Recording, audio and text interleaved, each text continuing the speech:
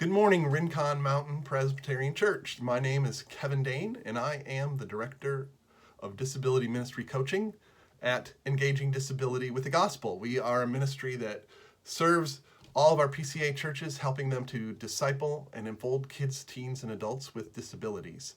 I want to begin by thanking you for partnering with me in prayer. I can't even put into words how significant your prayers are to the work of this ministry. But I know 4 years in, I simply cannot do this work without you. So thank you for coming alongside and laboring with me in prayer. I want to share 3 prayer requests with you this morning. And I'm going to preface the first one just by sharing with you some realities that we encounter in our ministry. You might wonder, how is this ministry a missions ministry? And it really is in a couple of ways. I think globally, missions experts, those who do the demographics, will often refer to people with disabilities as the largest unreached people group in the world. And that's true. When you consider them as a people group, most people with disabilities are not connected to the church. Now, there is a higher percentage of individuals and families impacted by disability who are participating in church life here in the United States. However, the data that we have seen and what we know of just sort of experientially is that the large majority of families impacted by disability, the large percentage of individuals with disabilities, are not meaningfully connected to a church here in the States. And so our ministry really helps churches to bridge that gap and reach folks who often don't get to hear the good news of Jesus.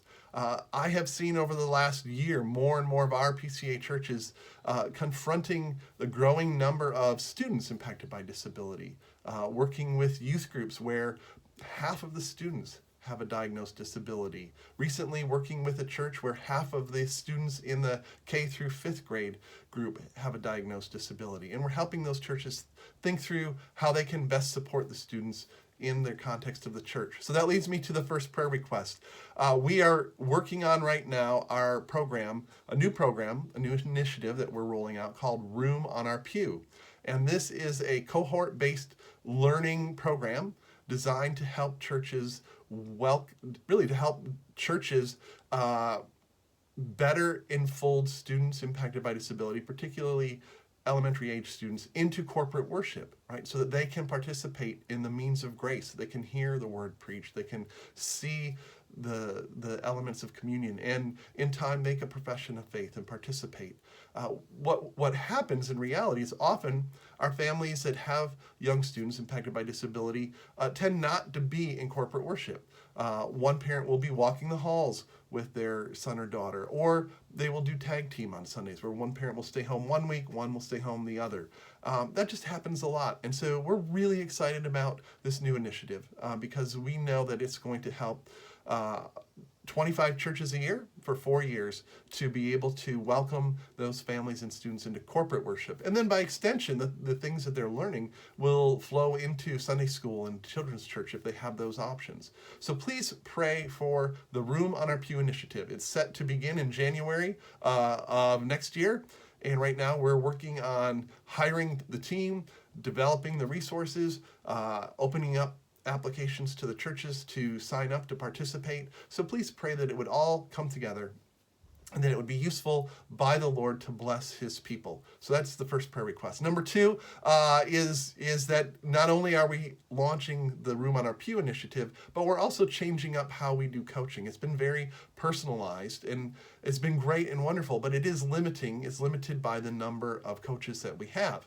So we know that in order to grow the ministry, we have to create something similar to Room on Our Pew. We have to have really sort of an online training program available for our churches. And so we're beginning that effort as well, and that is also going to launch in January of next year. So please pray for that initiative. We're calling it Beyond the Pew because it will be thinking about how do we disciple and enfold kids, teens, and adults impacted by disability, not just in corporate worship, but in all the aspects of church life beyond that. So please pray for Room on Our Pew and Beyond the Pew. And my last prayer request is for our team.